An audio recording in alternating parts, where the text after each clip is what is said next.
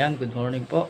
Ito po ang sitwasyon ngayon dito sa amin sa probinsya.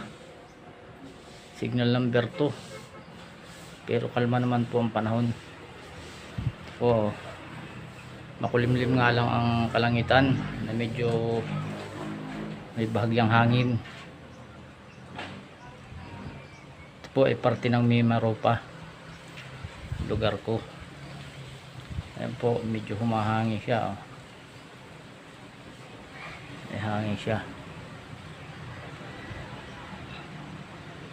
Pero ganito lang po ang panahon mula kahapon, kagabi.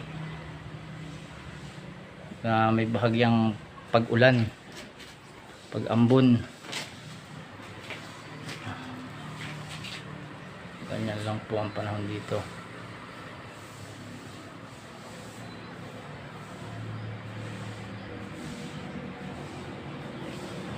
Sana po ligtas ang lahat. Masyadong delikado ang bagyong Pipito. Kaya ingat-ingat na lang po tayong lahat. Mga nasa tabing dagat, hanggat maaari lumikas. Huwag na munang pumalaot ang mga mangingisda para sa ating mga kaligtasan.